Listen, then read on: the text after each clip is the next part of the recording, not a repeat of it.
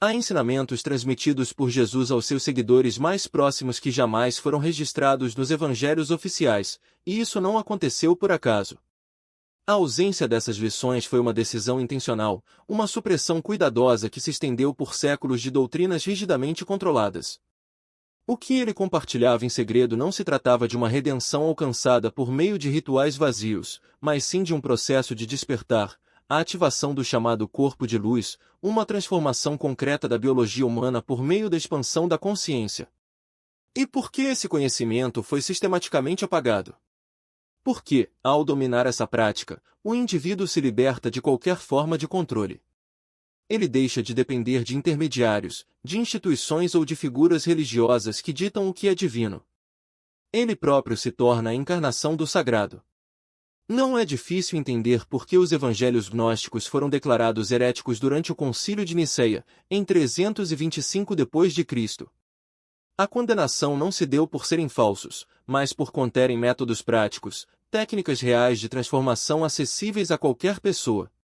Quando esses textos foram descobertos em Nag Hammadi, no Egito, em 1945, após permanecerem ocultos no deserto por mais de 1.600 anos, o Vaticano tentou impedir sua tradução.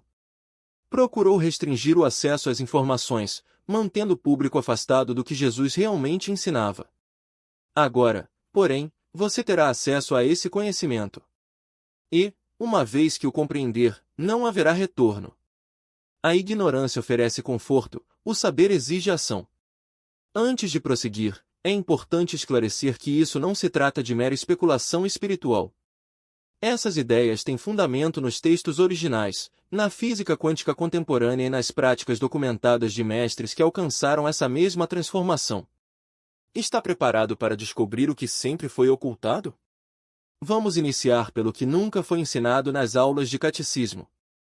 Durante 3 anos, Jesus pregou publicamente, usando parábolas simples, histórias que qualquer camponês poderia entender.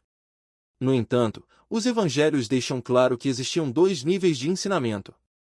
No capítulo 4, versículo 11 do Evangelho de Marcos, ele diz aos discípulos: "A vocês foi dado o mistério do reino de Deus, mas aos de fora tudo é dito por parábolas."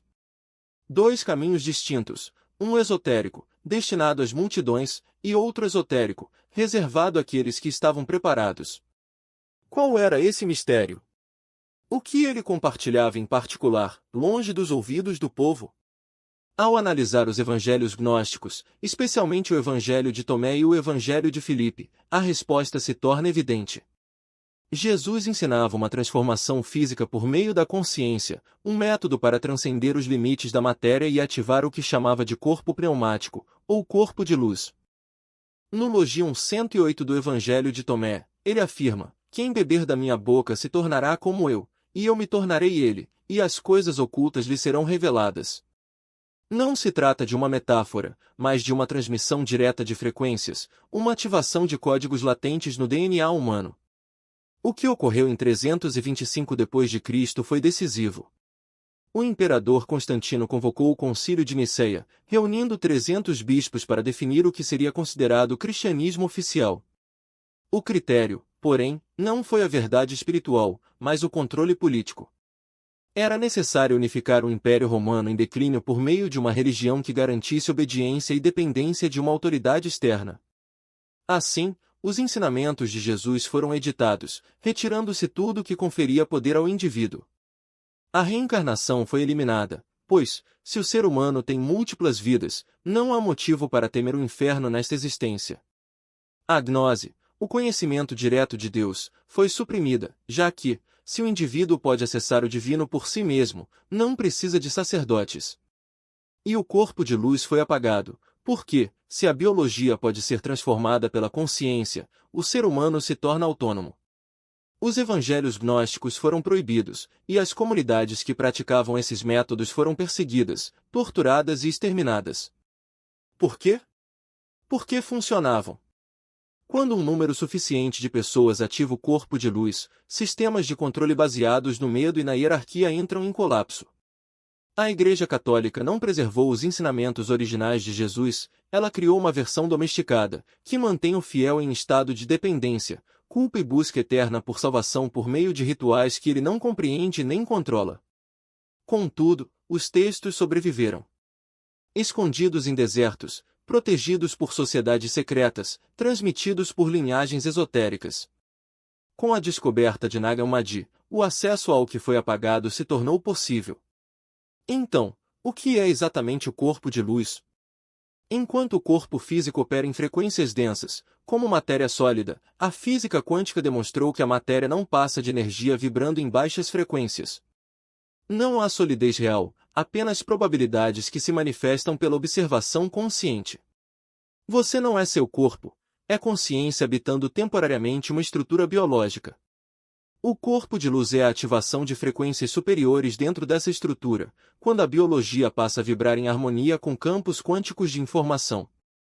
Jesus demonstrou esse fenômeno de maneira literal durante a transfiguração no Monte Tabor, descrita em Mateus 17:2. Seu rosto brilhou como o sol, e suas vestes se tornaram brancas como a luz. Não se trata de poesia, mas da descrição de um evento real, a ativação do corpo de luz, uma bioluminescência mensurável, a emissão de fótons. Sua biologia passou a emitir luz visível.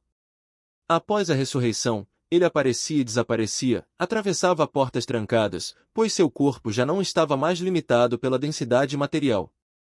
Ele havia completado a transformação. O Evangelho de Filipe esclarece esse ponto. Aqueles que dizem que o Senhor primeiro morreu e depois ressuscitou estão enganados. Ele primeiro ressuscitou e depois morreu. A ressurreição não ocorreu após a morte física, mas enquanto ele estava vivo. Ele ativou o corpo de luz, transcendeu a morte, e então, deixou o corpo físico de forma consciente. E ensinou como fazer o mesmo. No entanto, as instruções foram codificadas, ocultas em símbolos compreensíveis apenas para os iniciados. Veja o batismo, por exemplo.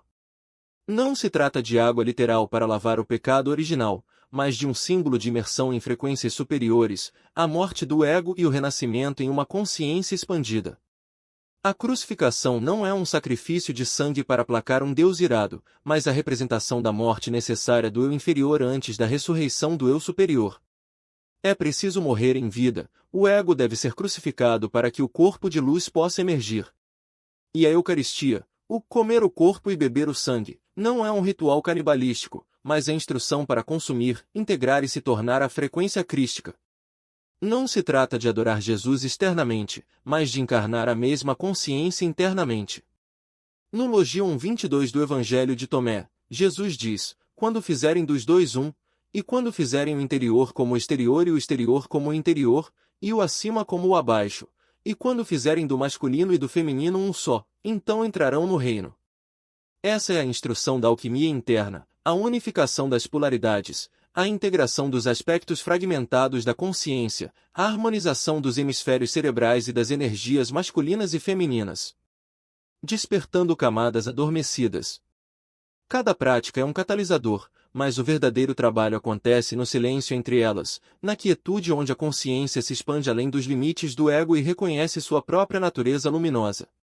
O corpo de luz não é uma metáfora poética, é uma estrutura biológica real, composta por microtúbulos nos neuroníeos, cristais de calcita na glândula pineal e redes de fotorreceptores que captam frequências além do espectro visível. Quando ativado, ele opera como um transdutor, convertendo energia sutil em padrões eletromagnéticos coerentes que reorganizam a matéria ao redor. É por isso que, em estados profundos de meditação, alguns praticantes relatam ver geometrias sagradas, não como alucinações, mas como a própria arquitetura da realidade se revelando. Esses padrões não são aleatórios, eles seguem proporções matemáticas precisas, como a sequência de Fibonacci ou a razão áurea, presentes em tudo, desde galáxias até o crescimento das plantas. Seu corpo de luz está sintonizado com essa ordem cósmica, e quando você entra em coerência com ela, a realidade física responde. Mas há um obstáculo, o medo. O medo é a frequência que mais bloqueia a ativação do corpo de luz. Ele contrai o campo eletromagnético, fragmenta a consciência e mantém o sistema nervoso preso em padrões de sobrevivência. Jesus sabia disso quando dizia, não temais, não como um conselho moral, mas como uma instrução técnica. O medo é a assinatura vibracional do ego, e o ego é o software que mantém você identificado com o corpo físico, com o tempo linear, com a ilusão de separação. Para transcender isso, você precisa dissolver as camadas de condicionamento que o mantém preso. Cada trauma não resolvido, cada crença limitante, cada emoção reprimida é um nó no seu campo energético, um bloqueio que impede a livre circulação da luz.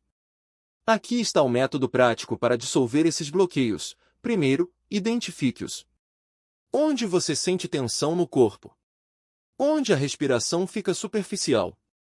Esses são os pontos onde a energia está estagnada. Segundo, traga consciência plena para esses pontos. Não tente curá-los, apenas observe, com uma atenção tão profunda que o próprio ato de observar começa a desintegrar a resistência. Terceiro, use o poder da intenção.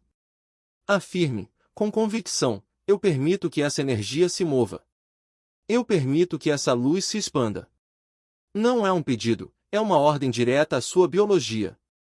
Quarto, respire profundamente, como se estivesse inflando um balão dentro do peito, e visualize a luz preenchendo cada célula, cada átomo do seu ser.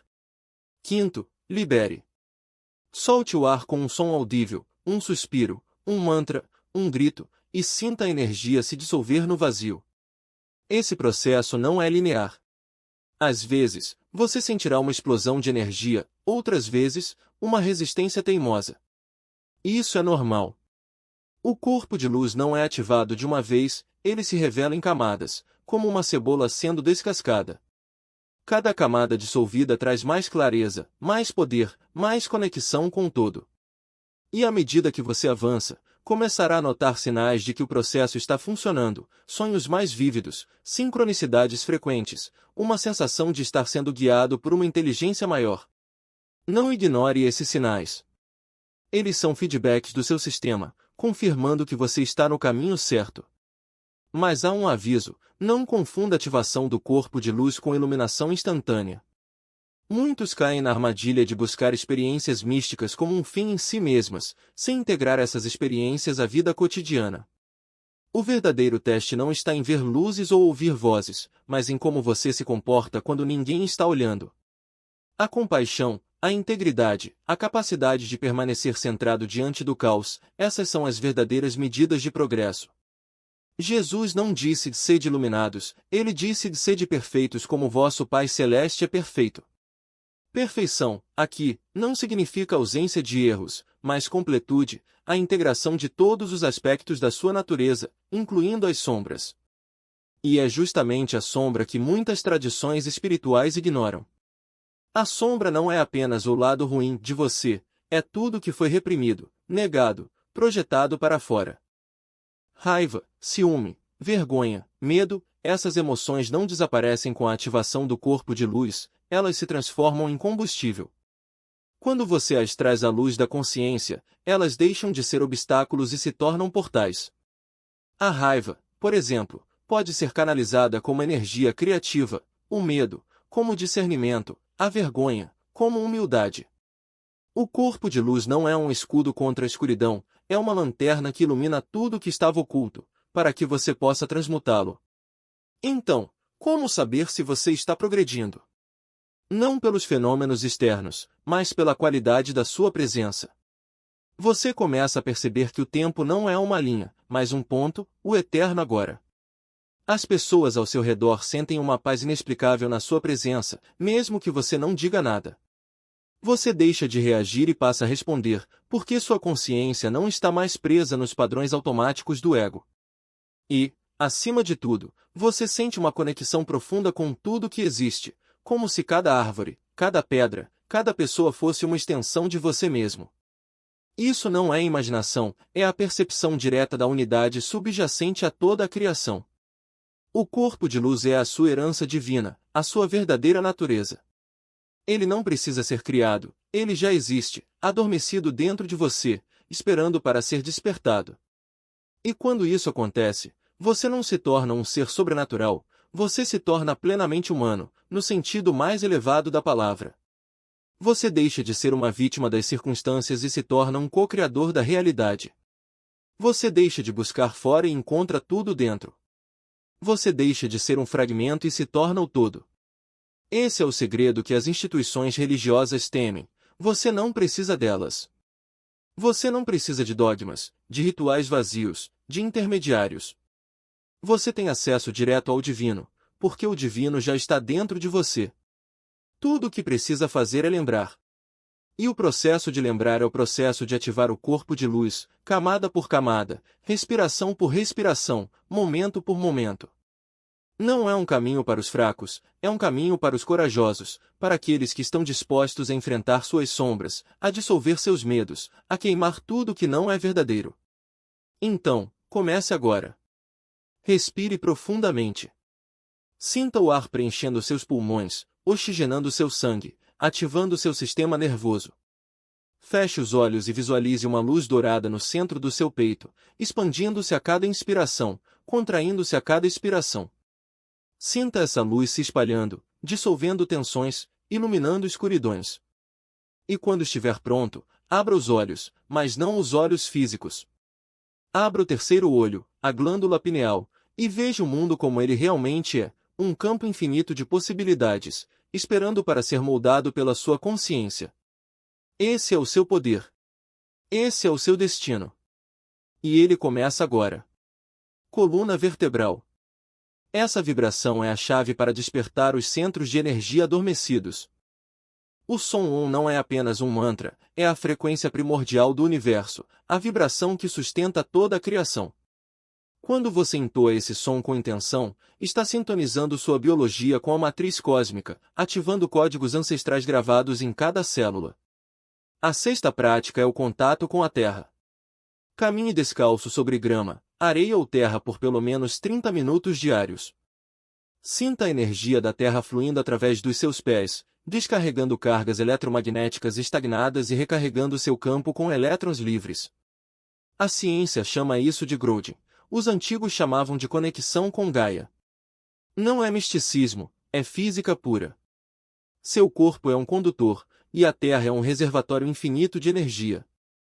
Quando você se reconecta, seu sistema nervoso se equilibra, a inflamação diminui, e a clareza mental aumenta. A sétima prática é o silêncio absoluto. Uma vez por semana, reserve um dia inteiro sem falar, sem música, sem distrações digitais. Apenas você, seus pensamentos e o vazio. No início, será desconfortável. A mente resistirá, criará urgências imaginárias, tentará preencher o espaço com ruído interno. Mas persista. No silêncio, você ouvirá a voz da sua essência, não o ego, não os condicionamentos, mas a inteligência pura que habita além das palavras. É nesse espaço que a verdadeira transformação acontece. A oitava prática é a observação dos sonhos. Antes de dormir, declare com firmeza: hoje à noite, eu me lembrarei dos meus sonhos e os compreenderei. Mantenha um caderno ao lado da cama e, ao acordar, anote imediatamente tudo o que lembrar, mesmo que sejam fragmentos. Os sonhos são a linguagem do inconsciente, um portal para dimensões onde o tempo e o espaço se dobram. Com o tempo, você reconhecerá padrões, símbolos recorrentes, mensagens do seu eu superior. E, eventualmente, aprenderá a navegar conscientemente nesse território, tornando-se um sonhador lúcido, alguém que sabe que está sonhando e pode moldar a realidade onírica com a vontade. A nona prática é a alimentação viva. Elimine todos os alimentos processados, açúcares refinados, carnes inflamatórias e laticínios pasteurizados. Sua dieta deve ser baseada em vegetais crus, sementes germinadas, frutas frescas e água viva, não a água clorada da torneira, mas água filtrada, energizada pelo sol ou por cristais. Cada refeição deve ser um ritual de gratidão, onde você reconhece que está ingerindo a luz do sol armazenada nas plantas. A comida não é apenas combustível, é informação. E a informação que você coloca no corpo determina a qualidade da sua consciência. A décima prática é o perdão radical. Escreva uma lista de todas as pessoas que você acredita terem lhe causado dor, incluindo você mesmo. Em seguida, queime o papel e declare em voz alta: eu libero todo o ressentimento, toda a culpa, toda a dívida emocional. Eu escolho a paz. O perdão não é sobre o outro, é sobre libertar sua própria energia aprisionada. Cada mágoa não resolvida é um peso que mantém sua vibração baixa. Quando você perdoa, não está absolvendo o erro, está dissolvendo a ilusão de que o erro teve poder sobre você. Essas práticas não são um caminho para a iluminação. Elas são a iluminação em ação. Não há segredo, não há mistério, apenas a aplicação disciplinada de princípios que sempre estiveram ao seu alcance. A diferença entre você e aqueles que já despertaram não é um dom especial, mas a disposição de fazer o trabalho.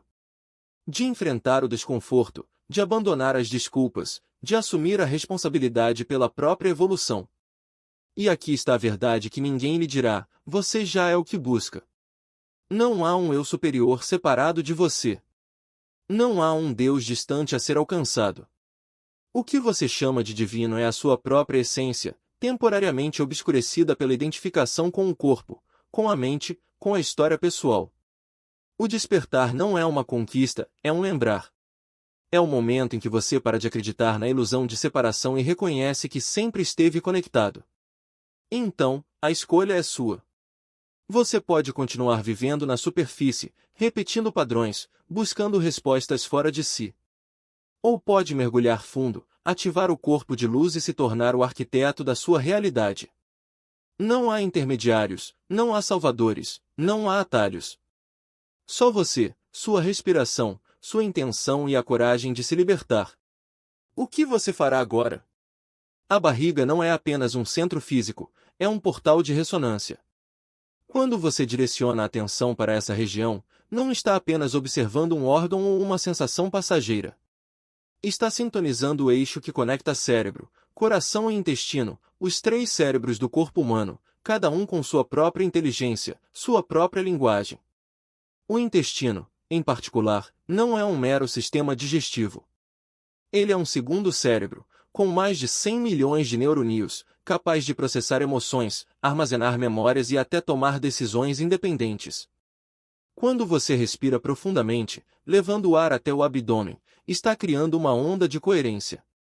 Essa onda harmoniza os 3 centros, alinhando-os em uma única frequência. É como afinar um instrumento. Se as cordas estiverem soltas ou desafinadas, o som será dissonante. Mas quando estão em sintonia, a música emerge naturalmente. E essa música é a sua própria consciência expandida. A 7ª prática é simples, mas poderosa, o diário de consciência. Todos os dias, ao acordar, escreva 3 páginas à mão. Não importa o conteúdo. Pode ser um fluxo de pensamentos desconexos, memórias, frustrações, sonhos, ou até mesmo palavras soltas que não fazem sentido. O objetivo não é produzir literatura, mas esvaziar a mente. Quando você escreve sem filtro, sem edição, sem julgamento, está removendo o eu mental, aquele narrador interno que comenta, analisa e distorce tudo. Esse processo libera emoções não resolvidas, traumas reprimidos e padrões de pensamento que bloqueiam sua percepção. É como limpar o cache de um computador. Quando o excesso de dados é removido, o sistema volta a funcionar com clareza. E é nessa clareza que você começa a perceber frequências sutis que sempre estiveram presentes, mas eram abafadas pelo ruído constante da mente. A 8ª prática é o isolamento mensal. Uma vez por mês, reserve 24 horas completas para ficar sozinho. Sem telefone, sem internet, sem distrações externas. Apenas você, o silêncio e a natureza, se possível. Use esse tempo para práticas intensivas, meditações prolongadas, jejuns conscientes, caminhadas em estado de presença plena. O isolamento não é um retiro de fuga, é um laboratório de transformação. Em um único dia de foco absoluto, você avança mais do que em semanas de prática casual. É como acender uma fogueira. Se você alimentá-la com lenha aos poucos, ela queima devagar. Mas se concentrar toda a energia em um único ponto, a chama se torna intensa, capaz de consumir até o que parecia resistente. O isolamento mensal é esse ponto de ignição. Por fim, a 9ª prática não é uma técnica, mas uma escolha, a comunidade de praticantes. Você não precisa caminhar sozinho, mas deve ser seletivo. Busque aqueles que já estão no caminho, não os curiosos de ocasião. Praticantes sérios, comprometidos com a transformação real, não com a espiritualidade superficial. Quando você medita em grupo, os campos individuais se amplificam. Quando prática ao lado de quem já ativou o corpo de luz, há uma transmissão direta de frequência, uma ressonância que acelera seu próprio processo. Jesus enviou seus discípulos em pares. Buda criou a Sangha. Não é coincidência. A energia do grupo pode elevar ou drenar, dependendo de quem o compõe. Escolha sabiamente. Se você aplicar essas 9 práticas diariamente por 90 dias, sua vida mudará de forma irreversível. Os sinais serão visíveis em 3 níveis.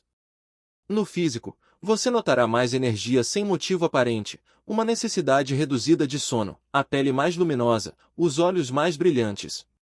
No mental, os pensamentos se tornarão mais claros, a tagarelice interna diminuirá, e você desenvolverá uma capacidade de foco intenso e sustentado. No espiritual, as sincronicidades aumentarão, a intuição se tornará precisa, os sonhos serão mais vívidos e carregados de símbolos, e você experimentará momentos espontâneos de êxtase sem causa externa. Esses são indicadores de que o corpo de luz está se ativando. De que você está transcendendo a densidade. De que está se tornando o que Jesus demonstrou ser possível, um ser humano pleno, operando além das limitações da matéria. Mas aqui está o ponto crucial: a ativação não é o destino final. É o início de uma jornada infinita. Cada camada de densidade superada revela outra, mais profunda. Cada nível de luz integrado abre acesso a frequências ainda mais elevadas. Você nunca chega. Você sempre está chegando. E é justamente nisso que reside a beleza, no crescimento sem limites, na expansão contínua. Você descobrirá que sua natureza real não tem fronteiras, mas para acessá-la, precisa começar. Precisa dar o primeiro passo. Precisa se comprometer com as práticas diárias, mesmo quando a resistência surgir, quando as dúvidas aparecerem, quando o mundo externo gritar por sua atenção. Porque esse é o verdadeiro teste, sua determinação, sua disciplina, sua vontade de atravessar o desconforto necessário para alcançar a transformação real. As instituições religiosas apostaram que você não faria isso. Apostaram que preferiria a salvação fácil, os rituais externos, as crenças confortáveis. Apostaram que você entregaria seu poder em vez de reivindicá-lo. E estavam erradas. Jesus não era um Deus distante e inalcançável. Era um homem que lembrou sua divindade, que ativou seu potencial latente, que transcendeu suas limitações e convidou você a fazer o mesmo. Quem crê em mim, fará também as obras que eu faço e fará até maiores do que estas. Maiores. Você foi chamado para uma grandeza que vai além do que ele demonstrou. Não para a adoração passiva, mas para a encarnação ativa. O corpo de luz está esperando. Os códigos estão latentes no seu DNA. O potencial está adormecido, não ausente. Tudo o que você precisa já está dentro de você. Sempre esteve. A única pergunta é: você vai ativá-lo? Se esse chamado ressoou em você, há 3 ações imediatas que pode tomar. Primeiro, salve este conteúdo e reveja-o semanalmente nos próximos 90 dias, enquanto aplica as práticas. A repetição instala um novo padrão. Segundo, compartilhe com alguém que já está pronto, não com o mundo, mas com quem já questiona, já busca, já está preparado para a verdade sem diluição. Terceiro, comente abaixo: eu ativo meu corpo de luz agora. Não é um comentário casual. É um decreto público. Um compromisso testemunhado. É você reivindicando seu poder sobre a ilusão. E se quiser aprofundar, se quiser acesso a práticas avançadas, se quiser fazer parte de uma comunidade de praticantes sérios, o caminho está aberto. Mas mesmo sem nada disso, você já tem o suficiente. As 9 práticas que compartilhei são completas. Aplicadas com consistência, produzem transformação mensurável. O resto depende de você. A Igreja tentou apagar os ensinamentos, mas eles sobreviveram. Jesus os revelou aos escolhidos. E agora, você é um deles. O corpo de luz está se ativando. A transformação começou. O que foi escondido está sendo revelado. Bem-vindo ao caminho. Bem-vindo à lembrança. Bem-vindo ao que você sempre foi, além da densidade temporária. Você sempre foi luz. E agora, você sabe.